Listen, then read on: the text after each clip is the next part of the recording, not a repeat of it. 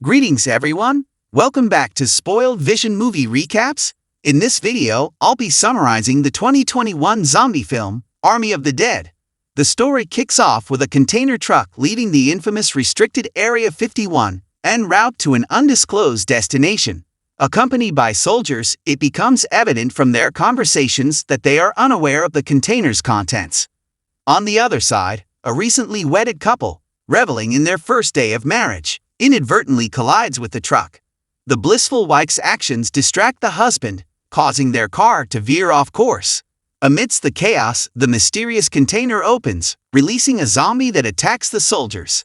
Subsequently, the zombies and infected soldiers set their sights on attacking Las Vegas, transforming the bustling city into a zombie-infested nightmare overnight. Overwhelmed by the rapid virus spread, the government constructs a container wall around Las Vegas, confining the zombies within. Several months later, Scott Ward, a former soldier, learns of the president's plan to use a low-explosive nuclear weapon to obliterate the city. Meanwhile, casino owner Mr. Tanaka approaches Scott, offering him a mission to retrieve $200 million from a casino within the zombie-ridden Las Vegas. Scott is tasked with assembling a team for the mission, with a promised reward of $50 million for each participating member. The narrative shifts to a quarantine facility inside the container wall, where Gita implores Scott's daughter Kate to care for her children. Gita plans to enter the dead city in search of hidden treasures, aided by an insider named Lily, a border guard. Simultaneously, Scott has a haunting dream of his past, recalling the tragic necessity of killing his zombified wife. After contemplation, Scott reluctantly agrees to Mr. Tanaka's mission.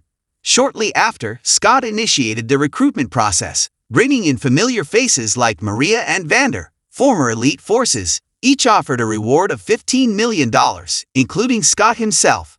The team expanded with Peter, a helicopter pilot, and Tights with $2 million, and Gusman, a zombie-hunting YouTuber, for $500,000. Dieter, a skilled safe-breaking hacker, rounded out the team with a $250,000 reward, leaving the remainder for emergencies. Once the team was assembled, they promptly armed themselves with their preferred weapons for the impending zombie encounter. The following day, Gusman enlisted his friends Damon and Chambers for the mission.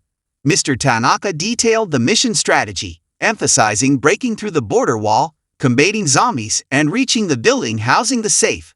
Peters would then ready the helicopter on the rooftop, while Dieter guided the others to retrieve the money. Tanaka's oversight man would accompany them to ensure fair play. They had a tight one-day deadline before the government deployed nuclear weapons over Las Vegas.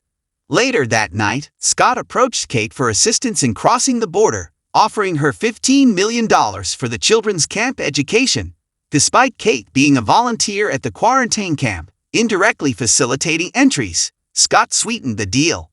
The next day, they boarded a bus, met Lily at the camp, and discovered Gita had left. Enraged, Kate confronted Lily, who was unaware of Gita's child, leading to an unexpected punch.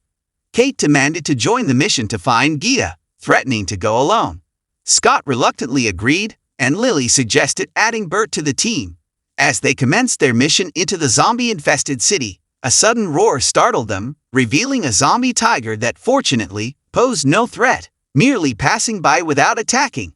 Following the encounter, Lily approached Bert, requesting his gun. However, upon receiving it, Lily unexpectedly shot him in the leg, asserting the necessity of sacrificing someone to appease the alpha zombies, who displayed heightened intelligence. Although Maria initially viewed Lily's actions as betrayal, Lily justified her choice, citing Bert's questionable behavior towards women at the quarantine camp. Convinced by Lily's explanation, the team reluctantly agreed to sacrifice Bert to navigate the city without alpha zombie interference. Soon after, the zombie queen and her bodyguards took Bert to a specific location, where the zombie king transformed him into an alpha zombie. During their journey, the team had to traverse a building inhabited by dormant zombies. With no alternative, they navigated through the dormant horde, guided by Scott marking a safe path.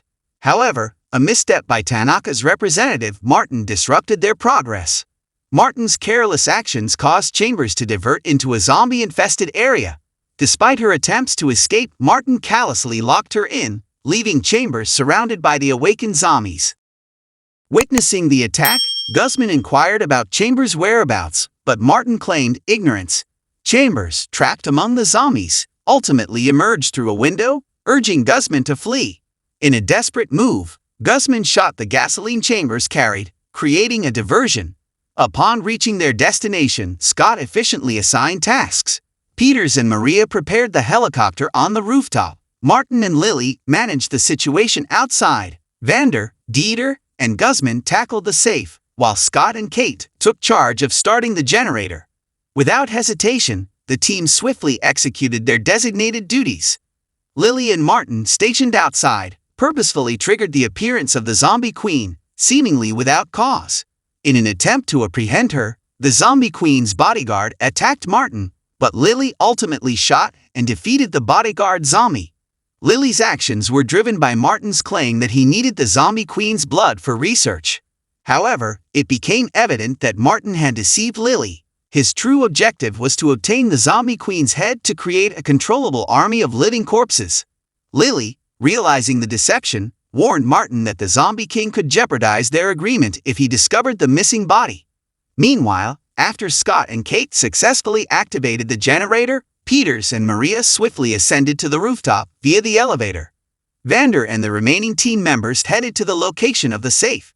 Confronted by a group of zombies at the safe, they eventually cleared the area and set out to find zombies to activate the deadly traps. Dieter, using his skills, started unlocking the safe.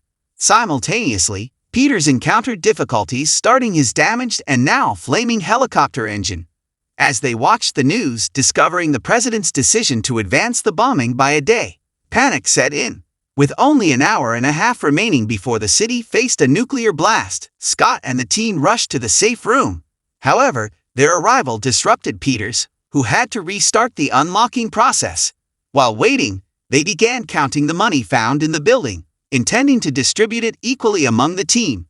Finally, Dieter successfully opened the safe, revealing a substantial amount of money. Scott instructed Vander and the others to hastily pack the money into bags, realizing they had limited time. Unbeknownst to Scott, Kate had already left, pursuing her quest to find Gia. Meanwhile, the Zombie King located the Zombie Queen's body, fueling his fury. Ordering his army to attack, he set his sights on the building where Scott and the team were conducting their mission. Upon realizing Kate's absence, Scott faced an additional challenge as the impending threat escalated. Scott formulated a plan to locate Gia with Maria. However, as they approached the elevator, a zombie emerged, claiming Maria's life. After Scott dispatched a few zombies, they sought an escape, only to discover that Martin had callously locked them in and departed. Realizing their predicament, they used a chainsaw brought by Vander to create openings in the wall. Unfortunately, as Vander and Dieter fought off zombies, the Zombie King emerged. Their attempts to shoot him were thwarted by his iron helmet. In a selfless act, Dieter sacrificed himself to save Vander, luring the Zombie King into the safe. Meanwhile, Martin, intent on taking the Zombie Queen's head, found Lily had replaced it with a money counter. The zombie tiger guarding outside reappeared, complicating Scott, Lily, and Guzman's escape from the safe room. In a desperate move, Guzman detonated his grenades to facilitate Scott and Lily's escape. Upon reaching the rooftop, they faced the relentless Zombie King. Lily brandished the Zombie Queen's head, coercing the Zombie King. However, he countered by hurling a spear through Lily's body, forcing her to release the head. Simultaneously, Kate located Gia at the Zombie King's headquarters. Zombie Bert, unexpectedly, attacked, and after a fierce struggle, Kate triumphed. As Scott intervened to save Kate and Gita, the Zombie King, presumed to defeated, leaped onto the helicopter unnoticed. The situation took an unexpected turn, leaving the survivors in a precarious and intense confrontation. In a desperate attempt, Scott fought off the zombies but succumbed to a bite just before managing to shoot the Zombie King's head. Subsequently, a nuclear explosion illuminated the sky, causing the helicopter to crash dramatically. Upon regaining consciousness, Kate discovered Peters and Gita had perished, leaving only Scott and herself as survivors. Knowing Scott was bitten, Kate reluctantly ended his life when signs of zombification emerged. The nuclear blast obliterated the building, revealing Vander as the sole survivor. After a challenging journey, He secured bags filled with hundreds of millions in cash and embarked on a plan to go abroad. However, as the film concluded, an unexpected twist emerged. Vander, now on a plane, felt a sudden dizziness, realizing he had been bitten by the Zombie King. Make sure to subscribe and turn on notification for more movie recaps.